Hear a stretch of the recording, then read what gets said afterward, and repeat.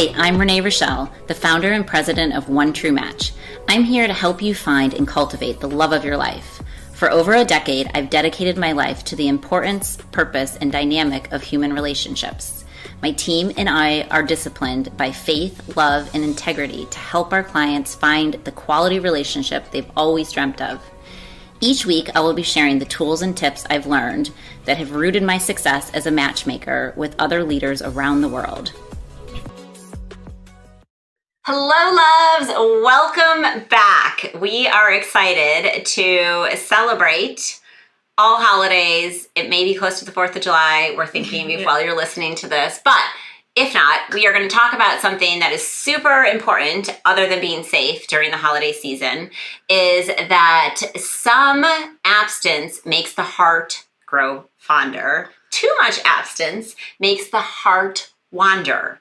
Which I love this topic because this actually came from one of our clients that had been divorced, and we were kind of just talking about his past relationship and life in general and everything else. And then we started talking about this and we said, let's turn this into a podcast. Yes. So, and I love this topic because it is a fine line. There's a fine line when it comes to absence make the heart fonder, and also too much absence make it wonder. So it is a very fine line, and we're going to jump right into it. We are. And so Connie and I both know that it is so important that we have a little bit of us time. As again, you hear this all the time, we are extreme extroverts, but it's so important that you have a little bit of time to do in all things, not just us in general. Yeah. Like, right? We need the time to be our best version of ourselves, which is also having time away. But then when you truly find the right mate, it's like you struggle because you do want to spend time together, but yet it is that truth of you want more of that person when you have that girl time, or you have that guy time, or you have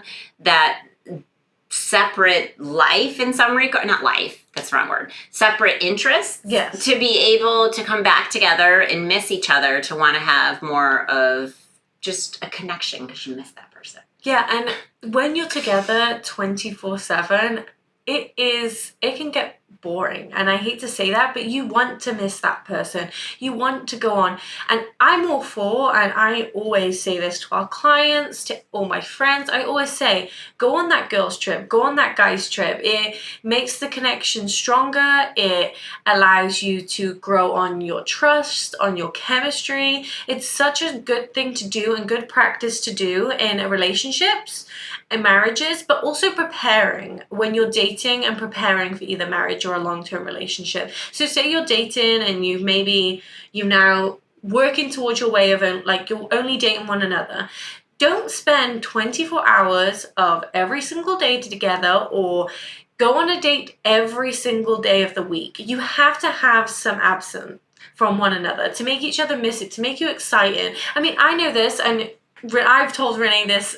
Jeremy has been in a season of his life where he has been at home more.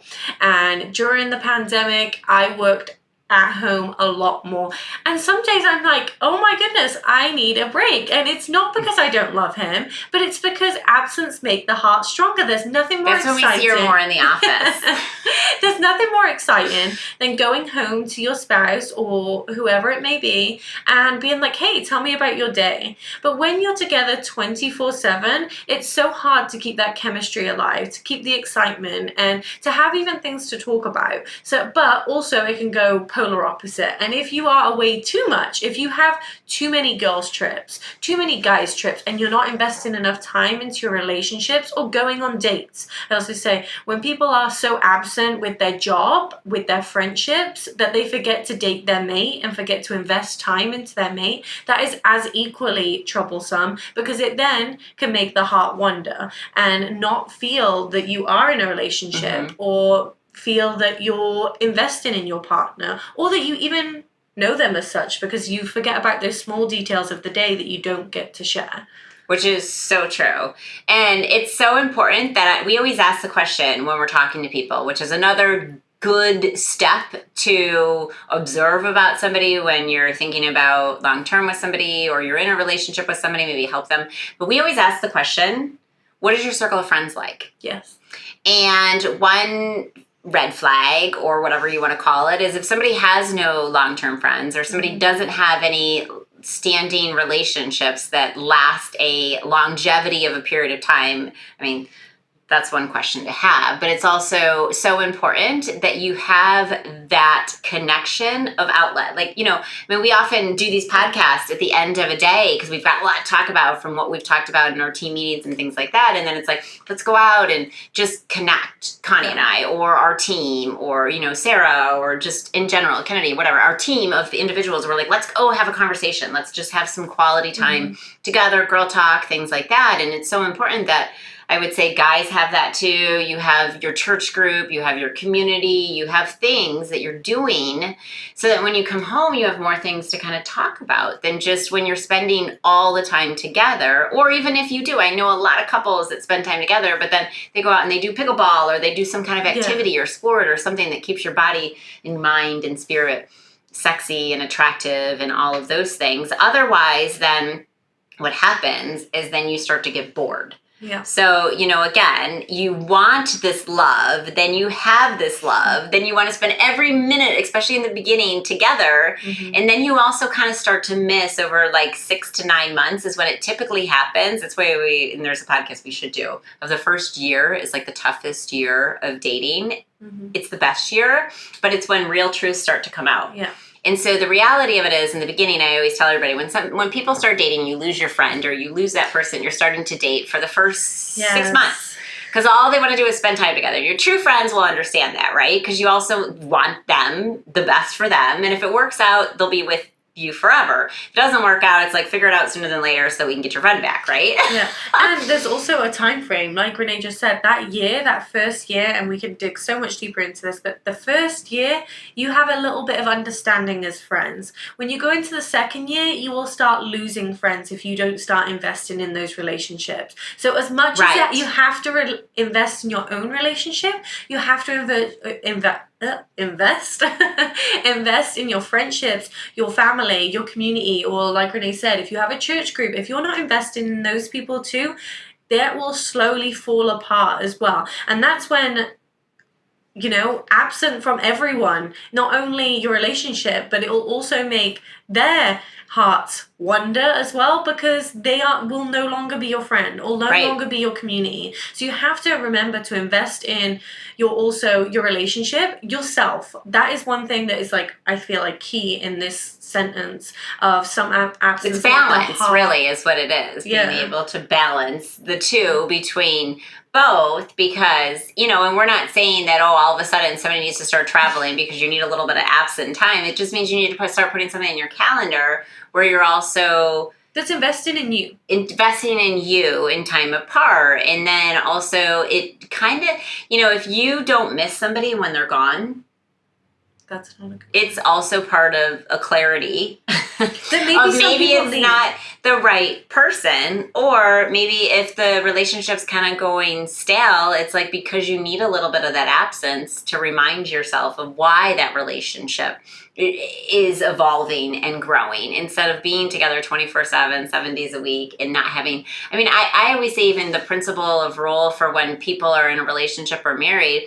is to kind of, down to even the bathroom etiquettes, right? Like, nobody should be hearing each other going to the bathroom. I think that is beyond disgusting, and that will kill any relationship. I don't know where you're at in your relationship, but nobody should have a door open going to the bathroom. I don't care what stage you're at. That's just gross, right? There are some things we want to be left in our own mind of beauty, feminine, and masculinity, and none of the things that happen in the toilet are attractive. I'm just saying, I don't mean to go completely frank and just to the level of what it is, but it's important that you have separate things that continue, and that's so minor, but it's so true, right? Where you have separation to also still being what you did in the front. In the beginning of your relationship, you are showing your best version of yourself. You are not showing any of your behind the scene things. And it's still important when you're doing the littlest things of grooming that your mate should not see. Yeah. I think still, right? To keep it spicy, to keep it exciting, because that's when relationships go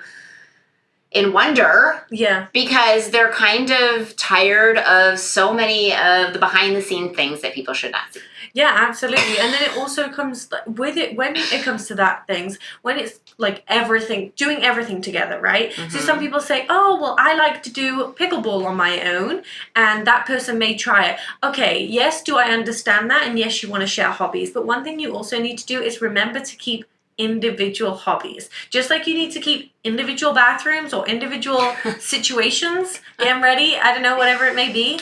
Keep individual hobbies too, because you need something that is good for you and only you. Your partner does not have to do everything with you. And I'll say this about me and Jeremy. He's like, I love to garden with you. I'm like, no, you can keep gardening to yourself, and I will do something else. And as silly as it may sound, but if you do everything together, there is no room to make your heart fonder, I don't think, because you do need some absence. You need some separate things in your life to make you gel together and also to make you a better person. I mean, I say this to Renee over and over, and we're very similar in this way, but we need our time. We need our time to, whether it's doing, I don't know, putting our eyelashes I don't think it's on. just us. I think everybody needs a little bit of your own time, alone time. And even if it's like, I mean, I know so like lots of women love to have like a nice bubble bath or something like that, or a face mask, or read 30 minutes of your book. And whether it means, I don't know, waking up 30 minutes earlier in the morning than your spouse or doing something, still remember to do your own thing and invest in you, because that's where the heart, like that absent comes along, and that makes the heart fonder. And that's where you can also grow together. You always need something to talk about that's going to come. Two separate lives that come together, and maybe not lives, I shouldn't say it. Not lives. Two separate minds, two separate hearts. Yes. And I think where Connie's also going on is it's so important that we plug in our phones, we plug in all of our electronics, we plug in everything, is that time alone and that reflection place when relationships are either starting to wander or you're trying to grow deeper, to have that time to plug in your heart battery, which is your soul, to yourself, to be able to articulate the conversations you want to have, to think about the places you want to go. God has given us mind, body, spirit, and soul, and thought, and all these things. So it's so important that we're spending that time recharging our own batteries to be able to communicate to a mate, to communicate on a date, to be able to communicate to our colleagues and other things like that, so that our heart can go stronger with our own identity, so that we can have that bond that's fonder with our mate, so that there's that absent, because we want more. Because why? Our battery is charged. We want more. When our battery is empty, the tank is low, there's nothing to give, there's nothing to receive, and we are just growing and wandering. Yeah. And so it's so important that you always keep your battery filled. It's so funny how the millennials, I feel, I don't always say millennials, but we come into the office and I feel like we're checking our phone batteries, because I have this pet peeve of people's phones that sometimes die, and that it's that excuse, oh, my phone died. How does a phone ever die? We are in a world where there's always a place to plug in our phone, right? Everywhere we are. And so, but then there's the arguing point that if you charge a phone all the time, it'll die, which, whatever. But the point is, it's so important that you come up with a balance, and that your battery is more full than it is empty in any survival moment in life, whether it be a phone call away or it be your love life or whatever it is. It's just important that you keep fueling up your tank above like the middle level of empty or full, to make sure that you are in a strong place in your own soul to be able to fuel your relationships, whether, you're growing fonder, obviously, of each other, which you usually do in the very beginning, but also that you have that time to, recharge your battery to be and when it comes to recharging batteries, I know people say this all the time. Okay, well, it's 50-50 in a relationship. It's 50-50. Like, my battery's 50-50, their battery's 50-50. We come together, we make 100. But it's not like that. It's always 100-100. So even if you have to make sure that your battery's 100 to take it in to be 100% in your relationship. And yes, there may be some days where you're tired and you'll be lower, and your partner will fill in. And that's part of working as a team, as the communion that you have together. But it's also making sure that you go into that being 100%. Because if the other person's trying all the time and you're not, then you're going to be they're going to wander. They're going to be that 80, you're going to be the 20, and someone else will fill that fuel. And so it's always good to keep that 100%, making sure you're 100% in it and 100%, but also 100% socially ready as well, because people say, oh, just because it's your partner or wife, husband, whoever it may be, I always say, being a wife, being a spouse is a job. And people may or may not agree with that, but it is a job. You have to always put your best effort in. But remember, you have to step away from your job to make sure you are the best possible person as well for your job. So you need to make sure that you're doing something for yourself, taking that girl trip, maybe taking that, not being absent as such, but taking that trip to make sure that that excitement's still there, but then also not going astray either. Which I think are all relevant and huge points to definitely just consider when you get into relationships, when you're thinking about how you're managing the relationships you're in, and I think the $1 million point out of all of this is, like some abstinence makes the heart fonder, some too much obviously makes them wander, is the most important thing you need to think about is, do you want to be in a relationship or not? Yeah. Period. The end. Because I think the reality of it is when you're in a relationship and you're single and you're living your life, and the older we get, we want to continue to do our same thing. But then we forget that we also are in a relationship with somebody else and that we need to make space for them to be in our life. Yeah. And I think that we get that all the time when we talk to our 40 to 50 to 60 and above year olds, is they get so lost in they have the perfect life, and they start kind of getting to this point where they're like, I want somebody in my life, but they have to be in my conditions, and I don't really have time, and I still want to live the same life that I'm living. And it's literally the $1 million question in this entire conversation we're having today is, do you actually want to make a little bit of a shift in time in your life to be able to put somebody in your life, but still balance it all? And do you want to be in a committed relationship with somebody? Otherwise, be alone.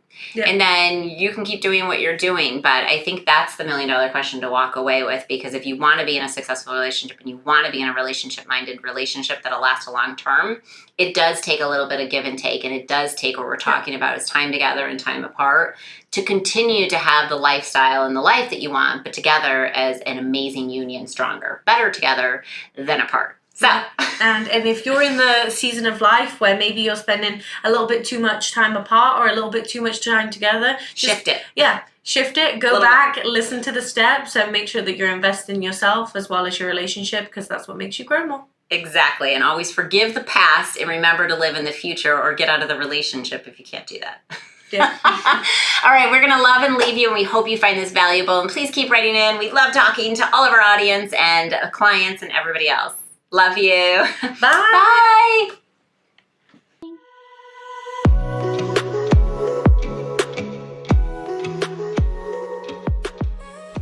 It's been another great talk on this episode of One True Talks by Renee Rochelle.